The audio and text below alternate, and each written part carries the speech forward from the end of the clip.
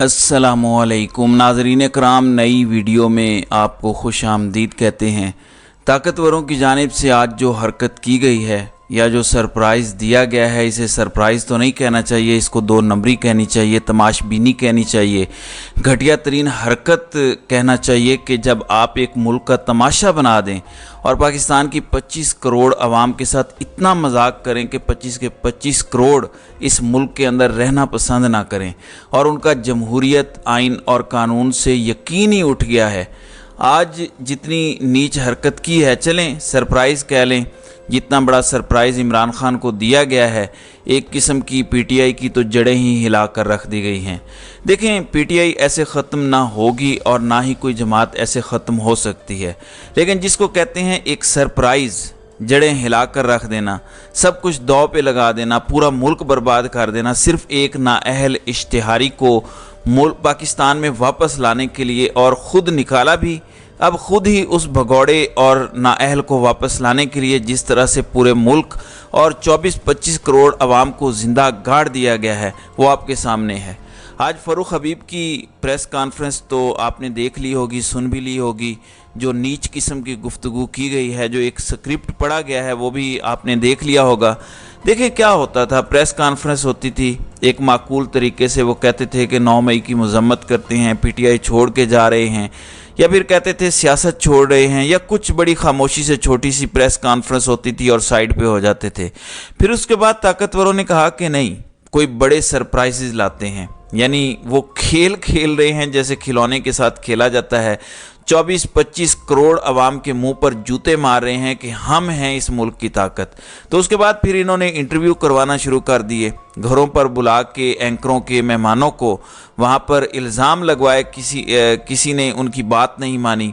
फिर इन्होंने इंटरव्यू करवाए डॉन के अंदर, सदाकत अब्बासी का सबको पता चल गया कि रात के 12 बजे किस कर्नल की मौजूदगी में वो इंटरव्यू हुआ था।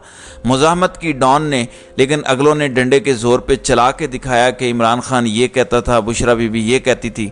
अभी पता नहीं कौन कौन से इस मुल्क के अंदर मज़ीद तमाशे होना बाकी हैं, लेकिन आज एक नया सरप्राइज़ आया।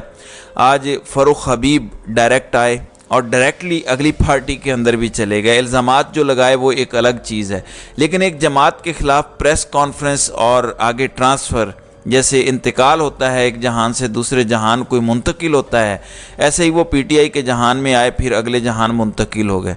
यानी अपनी नौयत का ये एक अलग सरप्राइज़ था। फ़ारूक हबीब, जैसा कि मैंने कहा कि जड़ें हिला के रख देना, क्योंकि फ़ारूक हबीब जैसे लोग नज़रियाती लोग हैं, स्टूडेंट, फिर मिडिल क्लास के लोग पीटीआई के अंदर आए, स्टूडेंट लाइफ से पॉलिटिक्स शुरू की और इमरान खान के पीछे रहे, पूरी स्ट्रगल की, आईएसएफ से आए थे।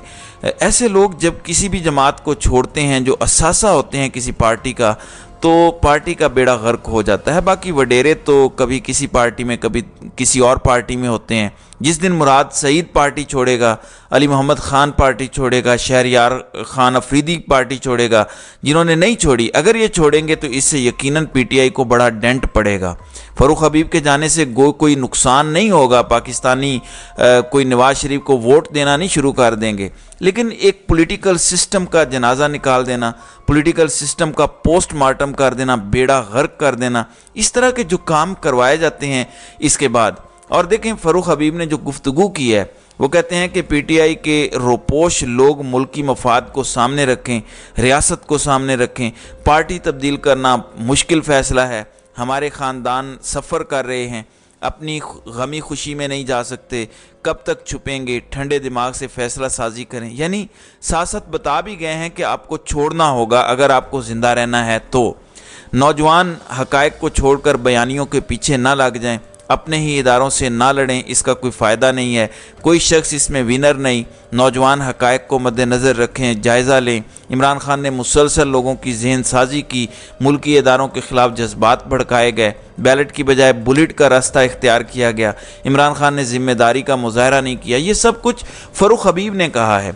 और फिर फ़ारूक हबीब कहते हैं कि इमरान खान ने मुज़ाहमत और तशद्दुद का रास्ता इख्तियार किया, अदम एतमाद के बाद हमें चैन से बैठने नहीं दिया गया। इमरान खान को इलेक्शन का इंतज़ार करना चाहिए था, अवाम के जहनों में नफ़रत का बीज बोया, जज्बात की वजह से मैं बहुत आगे निकल गया। ये वो फ़ारूक हबीब हैं जो सबसे इस्तीफ़े दिलवा रहे थे। जो उस वक्त सबसे आगे थे कि इस्तीफ़े दो, इसम्बली से निकलो, जबकि सीनियर लोग उस वक्त मुखालफत कर रहे थे। फिर फ़ारूक हबीब ने कहा कि हमें ये तो नहीं पता था कि चेयरमैन तहरीक इंसाफ ने भी घड़ियाँ ली हुई हैं। वैसे किसी शख्स को इतना गिर नहीं जाना चाहिए, लेकिन ज़ाहिर है जब पीछे सर पर बंदूक हो तो कुछ भी कहा जा सकता है। लेकिन एक और बात देखें, नोटिफिकेशन है पैमरा का। पैमरा ने इश्तिहारी मफरूर 11 अफराद की मीडिया कवरेज पर पाबंदी लगाई है और इनमें नाम हैं हैदर रज़ा मेहदी, शहीन सहबाई, अली नवाज़ अवान, फ़ारूक हबीब, मुराद सईद, हमाद अज़हर और दीगर कई नाम जो हैं वो शामिल हैं और इनका नोटिफिकेशन निकला हुआ है। अब एक शख्स पर पाबंदी है, पैमरा उनको दिखा नहीं सकता, लेकिन अचानक सब कुछ ख़त्म हो जाता है और ये प्रेस कॉन्फ्रेंस चल पड़ती है। तो ताकतवर बता रहे हैं कि आप इस मुल्क के अंदर जानवरों से भी बदतर हैं, असल ताकत हम हैं। वो जो हिंदुस्तान में एक कॉन्सेप्ट था जो हमें पढ़ाया जाता था कि हिंदुओं के अंदर एक क्लास सिस्टम है, वो शूदर को छू लेने से प्लीद हो जाते हैं, फिर इस्लामी मुल्क बना। यही हाल हमारा भी है। लोग अब फ़ारूक हबीब के अपने ट्वीट उठा उठा के सोशल मीडिया पर डाल रहे हैं कि ना तो पीटीआई दहशतगर्द तंजीम है, ना 27 साल जिद्दोजहद में कभी पुरतशद्दुद कार्रवाइयों और जलाओ घिराव की हिमायत की। 9 मई को इमरान खान को इस्लामाबाद हाई कोर्ट के अंदर से कमरे के दरवाजे और शीशे तोड़कर नैब की जानिब से रेंजर्स धक्के मारते हुए गैर कानूनी अगवा किसके हुक्म पर कर रही थी। ये सारी की सारी फ़ारूक हबीब की बातें हैं। ज़ाहिर है इस मुल्क के अंदर किस तरह से निज़ाम चल रहा है, क्या कुछ हो रहा है, किसको कितना मजबूर किया जाता है, सबको पता है। सबको पता है कि फ़ारूक हबीब की बीवी ने रुजू किया था सुप्रीम कोर्ट ऑफ पाकिस्तान से और काजी फ़ायज़ ईसा को ख़त लिखा था कि मेरे शौहर पर तशद्दुद किया जा रहा है, ख़दशा है कि उनकी पॉलिटिकल वाबस्तगी छुड़ाने के लिए ये सब कुछ किया जा रहा है। तो आप नोटिस लें, अब काजी साहब को तो फुल कोर्टों से ही जो है वो फुर्सत नहीं है और उन्हें तो ये बिल्कुल भी पता नहीं है कि इस मुल्क के अंदर क्या कोई ड्रामा चल रहा है, क्या तमाशा हो रहा है। बीवी ने ख़त लिख के बताया था कि ये सब कुछ हो रहा है। तो एक और नौजवान सियासतदान भेंट चढ़ गया है इस सारे सिस्टम की और पाकिस्तान के लिए स्ट्रगल करने वाले नौजवान स्टूडेंट से लेकर पॉलिटिक्स में आने वाले, पहले दिन से इमरान खान के साथ खड़े होने वाले लोग आज इस्टेब्लिशमेंट की पॉलिटिकल इंजीनियरिंग की नज़र हो चुके हैं। बहरहाल साइफर केस पर इमरान खान का फ़ैसला क्या होना है, पहले ही फ़ैसले जो आमिर फ़ारूक कर रहे हैं, फ़ैसला महफूज कर लिया गया है केस डिस्चार्ज करने के हवाले से भी और इमरान खान की ज़मानत के हवाले से भी। अब अल्लाह ही बेहतर जानता है, या ताकतवर हल्के जानते हैं या फिर आमिर फ़ारूक जानते हैं, बल्कि आमिर फ़ारूक भी नहीं जानते, उन बेचारों को क्या पता, या अल्लाह जानता है या इस्टेब्लिशमेंट जानती है। आमिर फ़ारूक को भी निकाल दें, उनको खुद कहीं और से फ़ैसला महफूज होता है, मौसूल होता है कि कब ये फ़ैसले आएंगे। बहरहाल दौड़ें लगी हुई हैं, मुलाकातें हो रही हैं। जरदारी और फजलुर रहमान की भी इस्लामाबाद के अंदर मौलाना की रिहाइश गाह पर मुलाकात हुई है और अब वो रो रहे हैं कि नवाज़ शरीफ आएगा, जलसा करेगा, फिर सुकून से घर जाएगा। तो हमें क्या मिला, सब कुछ नून लीग ले गई।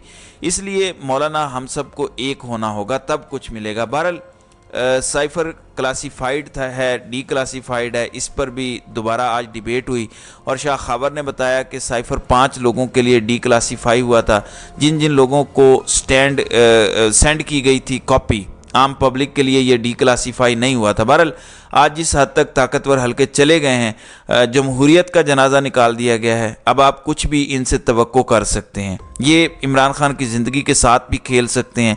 इस मुल्क के अंदर अब आप कुछ भी तवक्को रख सकते हैं। अब कोई सरप्राइज़ नहीं है।